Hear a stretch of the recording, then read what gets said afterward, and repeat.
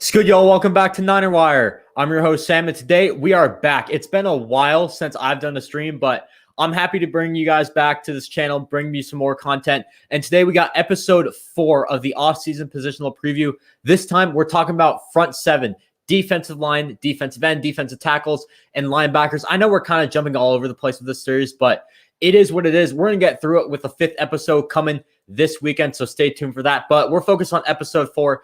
Episode 4 is with a very special guest right here at Bay Kobe on Twitter. Kobe, what's good, man? Nothing much. Same old, same old.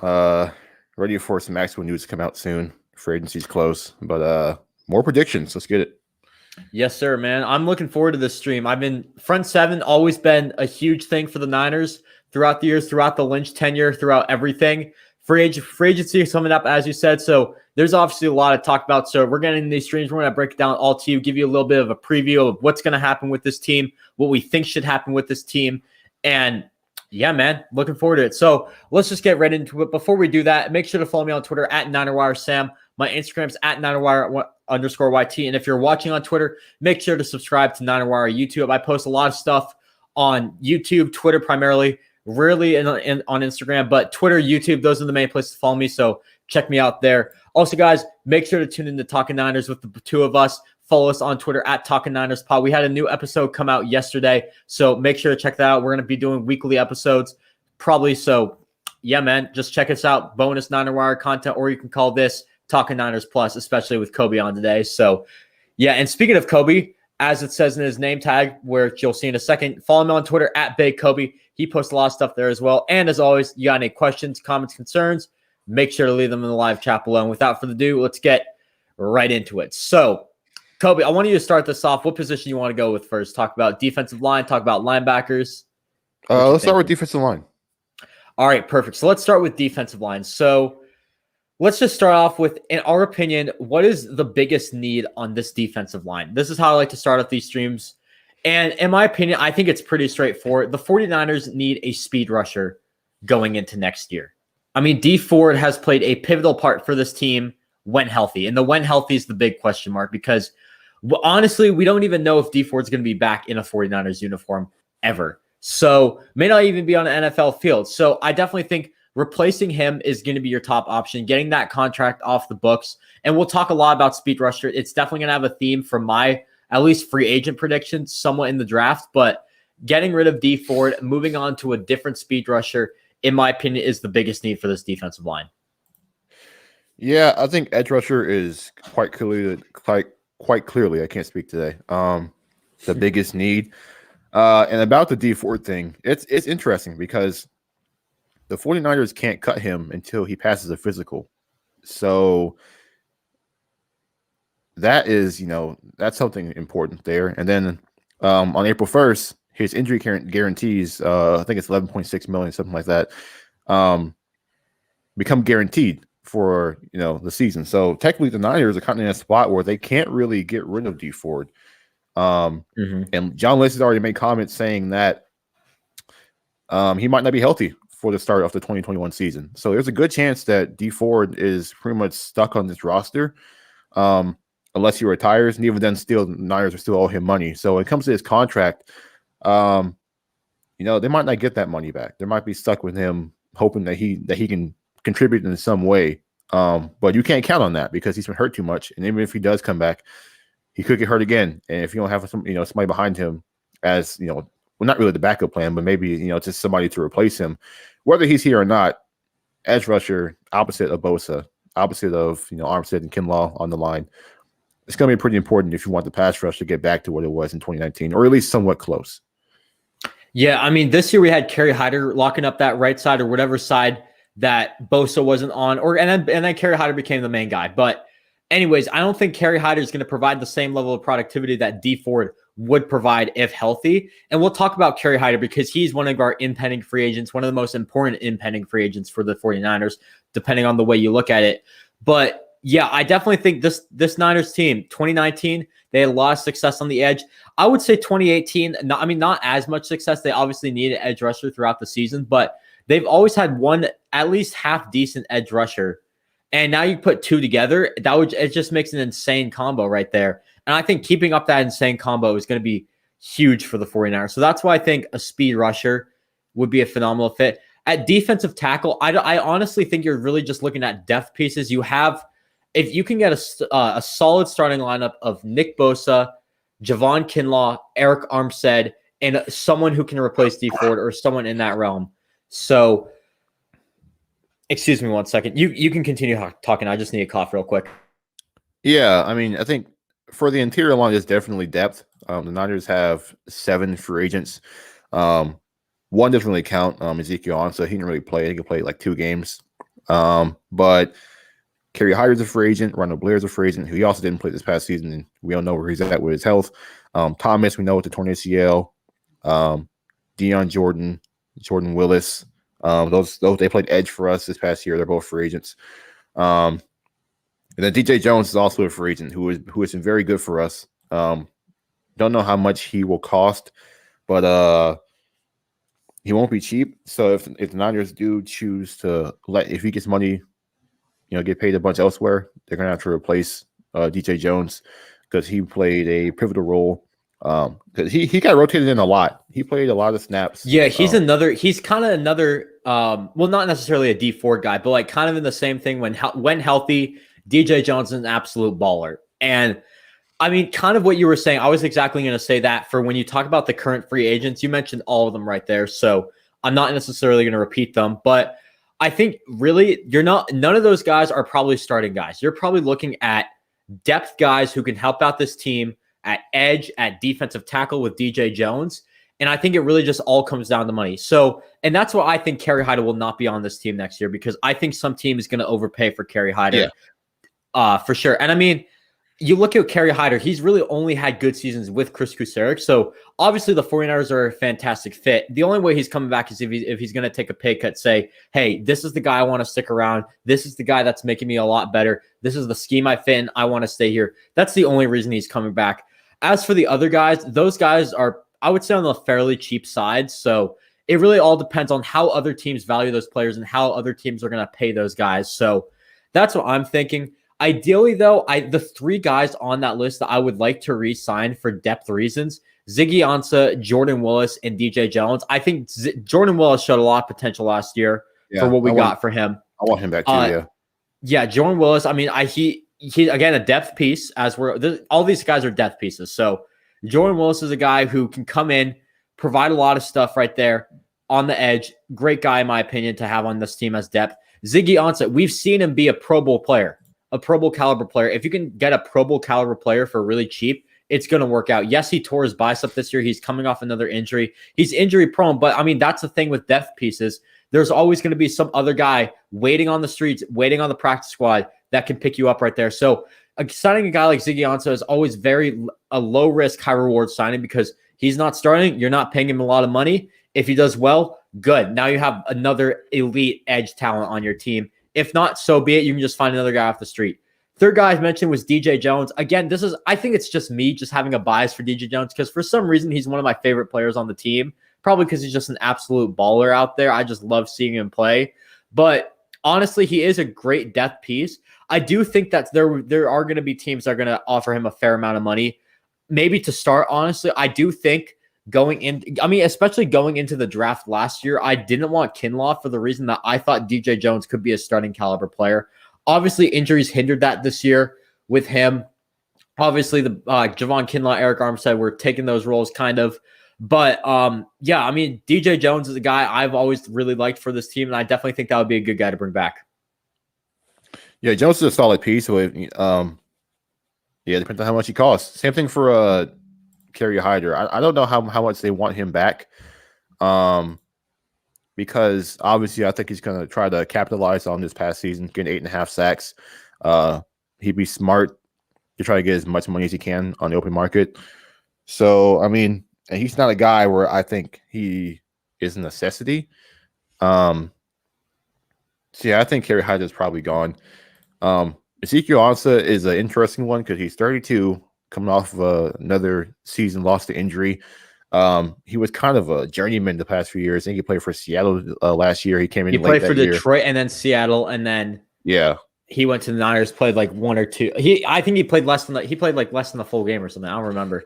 Yeah. So, and he's I think when he had his best year, like 14.5 sacks, like his best year, that was with the Lions with Chris Kosaric there. So maybe Ezekiel honestly can be this year's Kerry Hyder if they keep him and he plays if he has to start or whatever. Because you probably can bring him back pretty cheap and bringing back guys who have potential to shine that are going to be cheap. It's going to be big this offseason with the cap going down. So right now the Niners are sitting at about $23 million in cap space, which is solid. But obviously we know about the Trent Williams thing. He's going to cost a lot if they bring him back. So yeah, trying to get guys who are cheaper, but can still bring a big impact to your team is going to be big. And Ansah could be a guy you take a chance on because maybe he can do that for you. Yeah, absolutely. And speaking of like all the Ziggy Ansah stuff, all the Kerry Hyder stuff, Chris Kusaric's linked with all those guys. There's probably other guys that he's linked with out there that not that many people are talking about for death piece. It's kind of like the Kerry Hyder signing. No one really talked about the Kerry Hyder signing when it happened, and look how pivotal that was for this 49ers defense. Just made this defense so much better. So I think this is a perfect segue into the free agents that we can sign.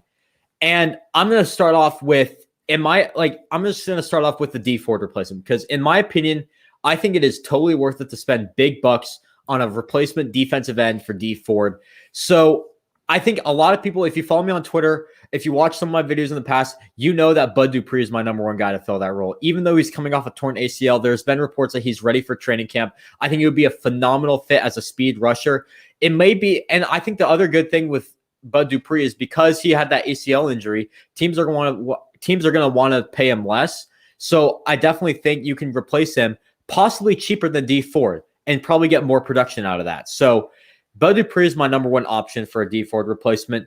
Other than that, I would say looking at money, and when you look at money, you look at talent. I think when you combine those two things together, Bud Dupri is my number one guy, and everyone else is a slightly below that. So the other guys I would replace him with, I'm just going to list them off real quick.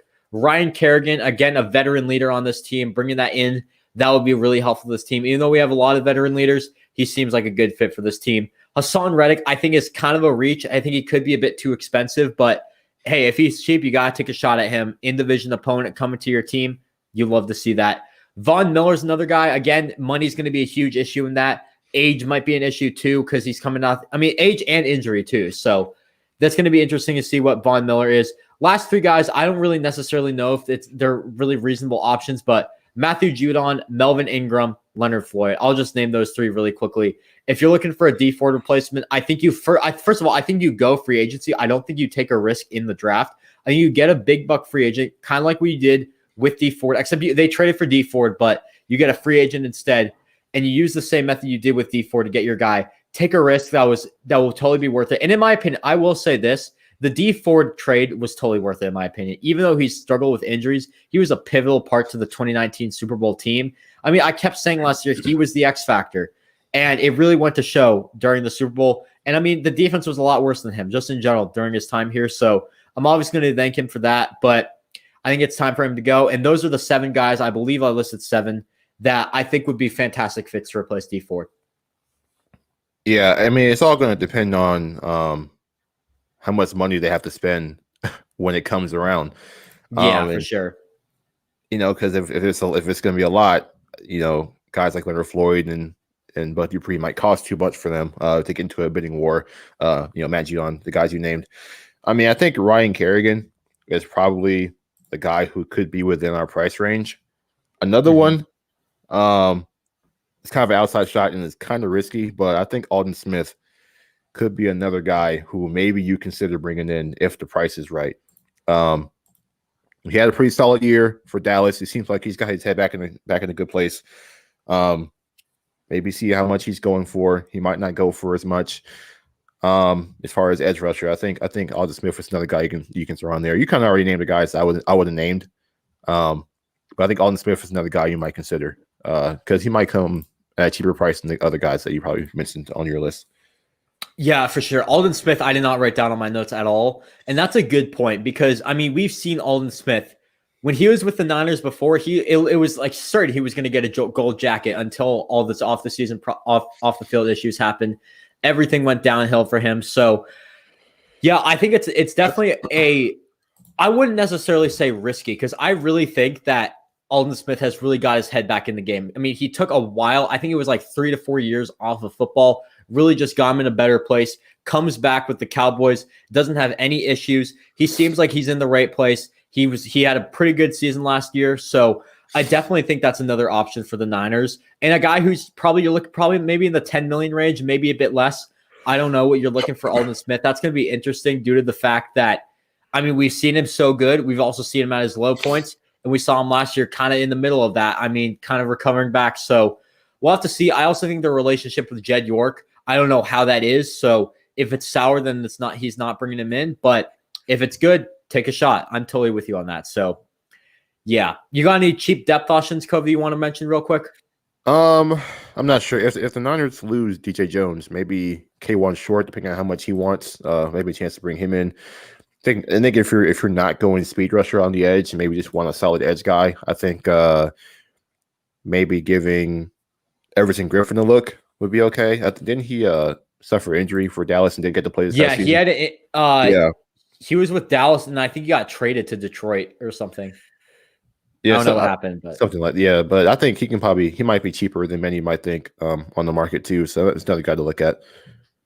Yeah, I mean, I think when I was looking at this, I really went with edge more than, or defensive end or edge, whatever you want to call it, more than defensive tackle. I simply think that defensive tackle, I think if you lose DJ Jones, it's not a big deal at all. I think he is even though I love DJ Jones, I think he is a replaceable guy. So I think you're probably looking at a cheap depth piece. And I mean, I think you could even go cheaper than Kawan Short or DJ Jones. Oh, sorry, excuse me, not DJ Jones, Everson Griffin. I think you could go even cheaper with that. I keep starting all the time. This is what happens when you talk too fast, guys. Happens every time. But anyways, I mean, I really don't care who it is. I think you can go a lot cheaper. And I didn't really do that much research because I think either way, just having that depth piece, having a solid and somewhat proven depth piece is very good. Ideally, I think you go to the draft and go get a guy like you did with DJ Jones, get a guy in the 6th round to help replace that need if DJ Jones needs or something like that. And they still have Kentavious Street and that too. Kevin Givens on the roster. Givens too. Yeah. Kevin Givens. Those guys look promising too. So maybe you don't go anywhere with it. You just kind of hope those guys step in and play well. Yeah, Kevin Givens. I mean, that guy's on the rise right now, in my opinion. Kevin Givens is a guy you can bring in. I mean, he balled out last year. It's that simple. And I definitely think people are undervaluing how much he brought to this team because he brought a damn lot, in my opinion. Same with Kentavious Street. I mean, Kentavious Street had problems staying healthy before, but last year he was doing pretty well. He's kind of in that Eric Armstead role, and that's why I think Kevin Givens would be a better like DJ Jones replacement because, I mean, he's more of a defensive tackle, whereas Kentavious Street is more of a 3-4 defensive end, kind of like Armstead, someone like that who can play inside or outside. So, yeah, I mean, defensive tackle, I'm not too worried about, especially because we only have one free agent, and that free agent is not named Eric Armstead or Javon Kinlaw.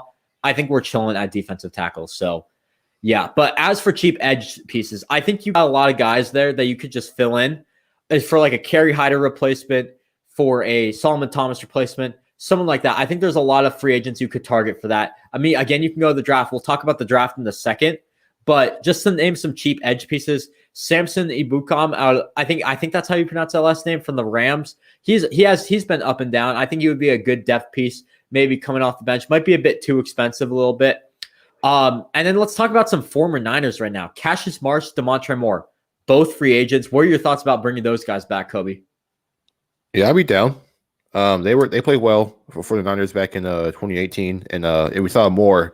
2019. He was really good in 2019 preseason, and he looked really good in the couple of games he did play in before he had his season-ending injury. Those two guys who I think also would be good guys to bring back. I mean, it's going to be a lot of people considering the cap space. It might not be a lot of the names that people want to be on the team that they might target. It's going to be guys who, kind of fit the scheme and can kind of play a good role as a rotational piece. Because none of these guys. The Niners have their outside of their edge rusher, their opposite edge rusher of Nick Bosa. They have everyone else on their contract. Nick Bosa is starting; he's under contract. They have Armstead and Kinlaw. They're both the starting defensive tackles. They're under contract. Also, Armstead only kicks in on pass rushing downs, so he plays on the edge on first and second down. So really, really DJ Jones is the guy who, if he goes, you have to replace, because when they're not in obvious pass rushing downs, Armstead's on the outside, so you need a guy to play inside next to Kinlaw. I also think that was a bit. I definitely think D Ford's injury history had a bit of impact to play with that. But your or go ahead. Also, D Ford only really played on third down when he was playing because he was so injury prone. So even when D Ford was playing, Armstead still played a lot on the edge. So in base packages, he's playing on the edge. So really, I think the interior. It's kind of, I guess you could say, they almost have two needs if they don't get DJ Jones back, unless they think that Kevin Givens can take that role. Interior alignment on base downs, and they need like an edge rusher on pass rushing downs. That's what it seems like the Niners are going to be targeting, what they might need. Yeah, that's fair. I mean, personally, I think that third down duo last year when you had Nick Bosa, when you had D Ford, and then Buckner and Eric Armstead. Yeah, I mean, it was a combo right there. That was a nasty combo. If you can get Eric Armstead on the inside, which in my opinion, he is better on the inside. Yeah, he does kick inside on pass rushing downs. That's where he passed. Yeah, on the pass rushing downs, he does kick inside. And I do think he's better at that than playing on the edge. We saw him struggle on the edge for a while. And then once they started kicking him inside more, he looked pretty good in my opinion. So again, that's why I think replacing D4 would be really helpful for this team. But yeah, I think defensive tackle, it's going to be interesting how they handle it, because they could really honestly go out and get a big name guy. If they really want that starting defensive tackle, they could do it and then just keep Armstead on the edge, which I would prefer not. I would prefer to go expensive edge, kick Armstead inside, but it is what it is. And then or just like figure out if you want to keep DJ Jones. Is Kevin Givens good enough? I think he is good enough to play that role. Is Contavious Street good enough? Or do you want to go for a guy in the 6th round and hope he develops into a star or something like that? So that's what I'm thinking right now for defensive tackle. So, yeah. As for edge, as I said, Samson Ebukam, Cassius Marsh, DeMont Turnmore, and then Taco Charlton's another guy. I mean, kind of like Deion Jordan, as we did last year, guy who had a lot of potential, just complete bust. I mean, could be a good piece. I don't know. I'm just naming off some cheap pieces. Ifedi Odin, I do not know how to pronounce his name. Ifedi Odenigbo. I don't know how you say that. It's the guy on the Vikings.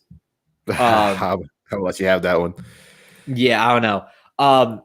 I mean, he may be a bit more expensive. He's done pretty well with the Minnesota Vikings, so he may not be necessarily a depth piece. He could be a guy you can put in that starting role. So I don't really know. And then two more guys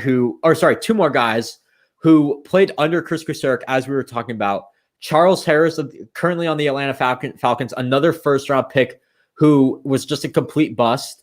But I think it could work out in San Francisco, knowing the Kocurek scheme fit. He played there in 2018, I believe, in Miami. So that would work there. And then Romeo, I don't know if he played in Detroit while Kocurek was there, but Romeo Okwara would be another good fit. I think it might be a bit hard to get him, considering that his brother's also on Detroit. Maybe they want to stick together. I don't know. And also he has a bigger role on that team, so he might want to take he might not want to take a lesser role. So just throwing out some names. I think Charles Harris is probably the most ideal fit for the 49ers, a depth piece who had a lot of potential, flopped, and knows the Kocurek system. I think that's what you're probably looking at for a depth piece for the 49ers, someone in that range. Or you just bring back a guy like Cassius Marsh and DeMont Turnmore, who, in my opinion, are still fantastic fits. Yeah, I mean, they're depth pieces. I mean, we had so many different ones throughout the years, with Saleh and whatever. So I don't think their importance is that high, because on your important downs and your clutch situations, they're not going to be on the field. It's just more so about having guys who are solid enough they can take your starters out of the game every once in a while and have them rest a couple snaps before they come back in. So I don't think it's like a pressing concern where it's like, oh, we got to get some really, really, really good depth pieces. It's just, and then our defensive line coach is very good in Chris Kocurek. He always has a solid defensive line. So whoever they bring in, I trust that, the line will probably be fine.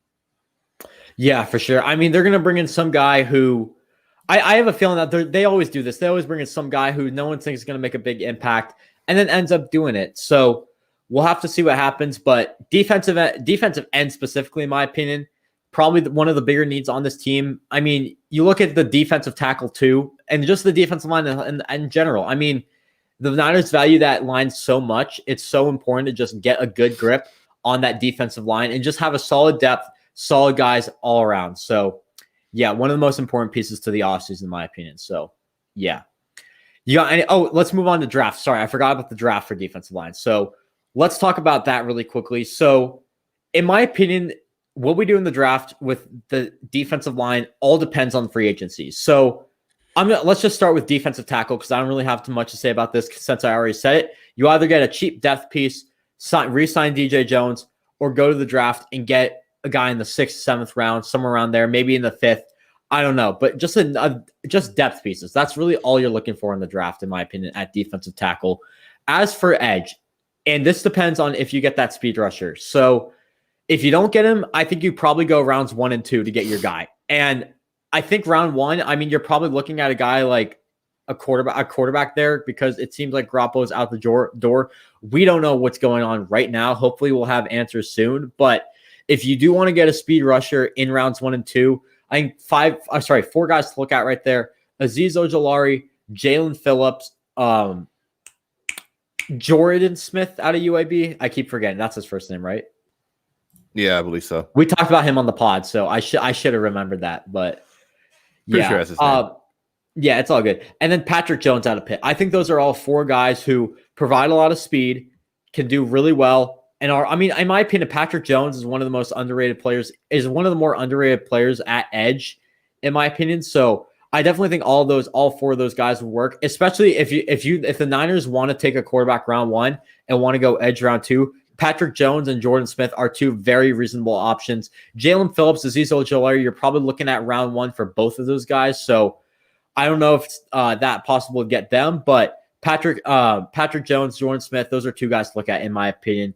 And if we do get a speed rusher, I think you just go late round depth.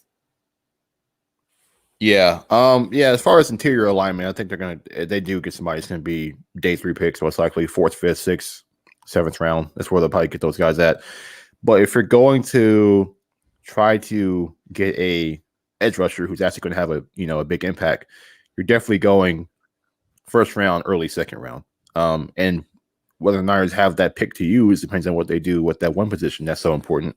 So it's hard to get a gauge on what pick the Niners will have to do so.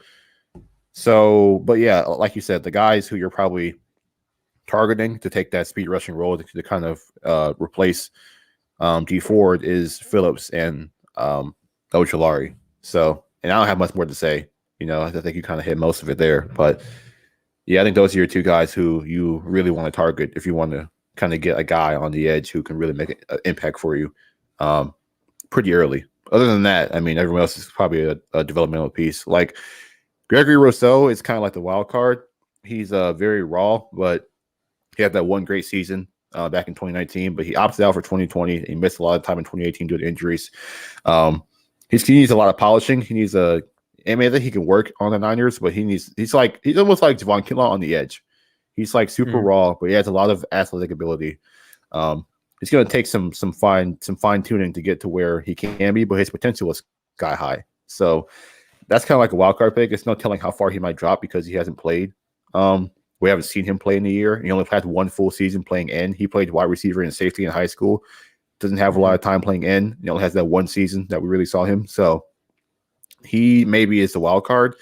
But other than that, I'm looking at Phillips. I'm looking at Ojulari. Yeah, I think, in my opinion, Gregory Rossell is one of the most raw players in this class. We saw what he did his sophomore season, just absolutely dominated college football. But, in my opinion, opting out is not a good idea for him, even though he proved himself that 1 year. Teams he might fall in this draft pretty far down because he opted out. You've only seen 1 year at him at edge. We don't really know what we're getting. So I definitely think, again, round 2 would be a good spot for him, considering that I think a lot of people see that 1st round talent in him.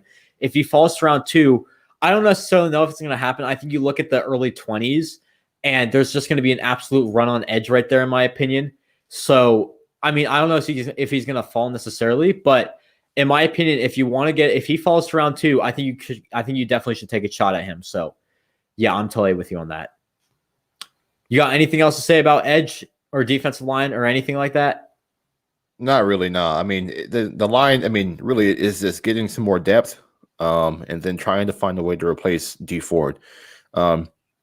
Also, I wonder if the Niners are hoping that D4 can still play because they can't cut him, and he's going to be on the roster.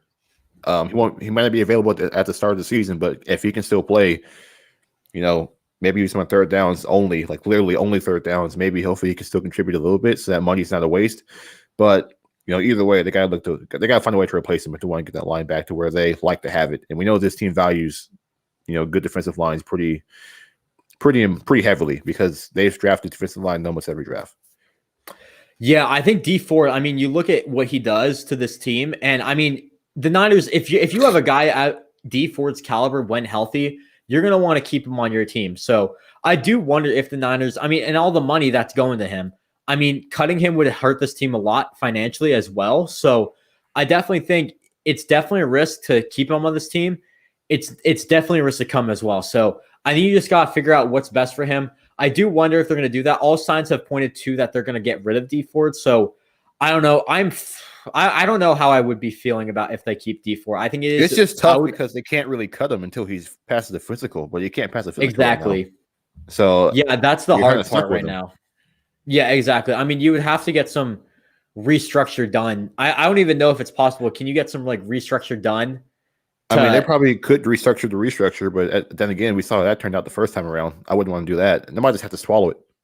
Yeah, might just have to swallow that. I don't really know, but it is what it is. D Ford, we'll see what happens to him. Whatever they do with D Ford is really going to determine how this defensive line is shaped up next year. So, yeah, I'm totally with you on that. So, yeah. All right, let's move on to linebacker. And obviously the stream's this is going to be quick. The stream's going pretty quick. So, I don't really have much to say about linebacker. I'll just start off with let's just start with the biggest needs on this team for the linebacker. In my opinion, it's a guy who can do well on special teams. Special teams kind of killed us last year. Linebackers, there's always a lot out there that are decent on special teams. So I would not be surprised if we get a guy. I would not be surprised. I would be surprised if we didn't get a guy who is good on special teams. I definitely think that's a big need. And this is a guy who's no one's probably talking about because let's be real, no one really likes to watch special teams that much.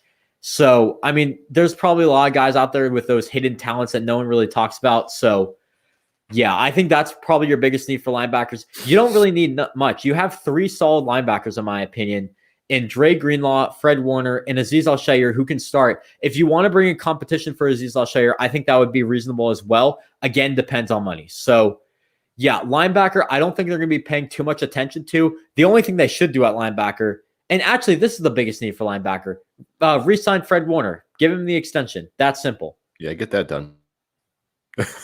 Please. Yeah, it's that simple. Yeah, linebacker. There's only one linebacker who's a free agent. Excuse me, I'm sorry, I'm dying. This upcoming year, and that's Joe Walker, who is a special teams player at the most. So it's not really a need. They're not losing anybody important. Yeah, the only thing they will most likely do is add competition for the other outside linebacker spot for their base packages for Azeez Al-Shaair. But other than that, Fred Warner's in the contract, Dre Greenlaw's in the contract. They're a solid tandem. And the Niners play a lot of nickel, so they're on the field where you just only need 2 linebackers, and those 2 are your starters there. So maybe depth in case of injuries, and then maybe competition for Azeez. But other than that, I think linebacker's set.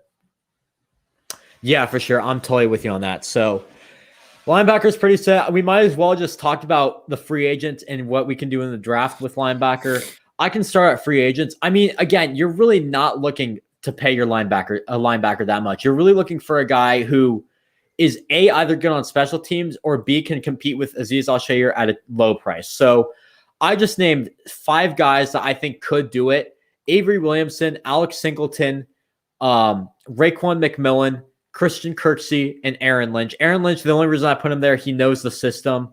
So, he didn't do that well here. Maybe just bring him back for depth, special teams. I don't know about those other 4, how well they can do on special teams, but I know damn well that they can compete with Azeez Al-Shaair if needed. So those are really 5 guys I just put down there. But again, you don't really need much at linebacker.